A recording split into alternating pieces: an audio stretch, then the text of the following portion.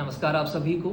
आज हम सभी डिस्कस करने जा रहे हैं स्टीरियोकेमिस्ट्री का एक और इंटरेस्टिंग टॉपिक कॉन्फॉर्मेशनल आइसोमर्स के टाइप। वो हम डिस्कस करने जा रहे हैं। कॉन्फॉर्मेशन कॉन्फ़िगरेशन से कैसे डिफरेंट होता है उसको जानने के लिए आप एक वीडियो हम पहले बना चुके हैं, लिंक मैंने डिस्क्रिप्शन बॉक्स में दिया है, उसमें जाके आप सुन सकते हैं। आज मैं डिस्कशन करने जा रहा हूँ about various types of conformational isomers.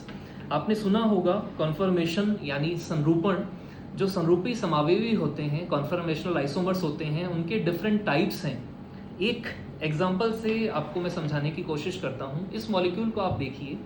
इस मॉलिक्यूल को देखने पर और इसको इस तरह से देखें कि फ्रंट वाला जो कार्बन है यानी ब्लैक बॉल्स जो है इस मॉलिक्यूल की, इस बॉल स्टिक मॉडल की, वो कार्बन एटम्स को रिप्रेजेंट कर रही हैं। वाइट बॉल्स जो है वो हाइड्रोजन एटम्स को रिप्रेजेंट कर रही हैं और जो ग्रीन बॉल्स हैं वो क्लोरीन एटम्स को रिप्रेजेंट कर रही हैं। यानी एक मॉलिक्यूल जो है, इसका मॉलिक्यूलर फॉर्मूला आपने क्या बताएंगे आप, C2H4Cl2। इस मॉलिक्यूल को आप इस तरह से देखें कि जो ब्लैक बॉल एक है यानी कार्बन, उसके ठीक पीछे की साइड आपको दूसरी बॉल दिखे। यानी एक कार्बन के ठीक सीध में पीछे की तरफ दूसरा कार्बन है। Front carbon, this is rear carbon. ये आगे वाला कार्बन, ठीक पीछे आपको पीछे वाला कार्बन दिखे।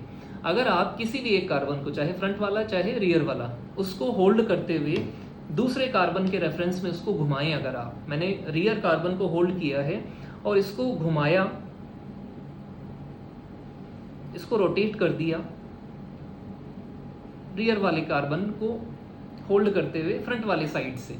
पहला जो अरेंजमेंट था पिछले वाला, वो भी मैं एक बार इसके साथ ही ले लेता हूँ दूसरे मॉलिक्यूल की हेल्प से। पहले ये अरेंजमेंट ऐसा था कि जो आगे वाले कार्बन एटम्स के जो बॉन्ड हैं वो पीछे वाले कार्बन एटम्स के बॉन्ड्स को ठीक ढके हुए हैं, ठीक दोनों एक दूसरे के कवर किए हुए हैं, दोनों एक दूसरे को कवर किए हुए। ध्यान से देखिए आप, यानी इस कार्बन ने पूरी तरह से रियर वाले कार्बन को एक तरह से ढक रखा है, ग्रसित कर दिया है। ग्रहण जैसे लग जाता है वैसे ग्रहण लगा दिया है। इसी को बोलते हैं अपन ग्रसित संरूपण, इक्लिप्स्ड कॉन्फॉर्मेशन।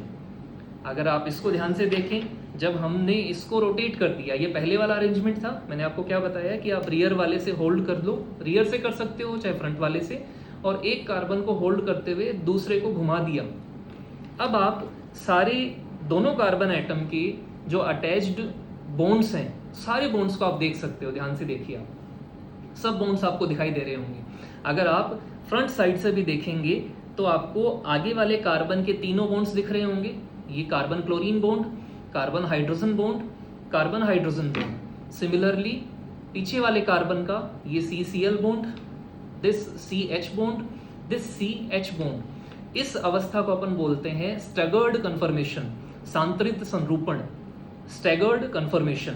अब आप इस स्टैगर्ड कन्फर्मेशन को अगर आप इक्लिप्स्ड कन्फर्मेशन से कंपेयर करोगे तो आपको मूलभूत अंतर आसानी से समझ में आ रहा होगा।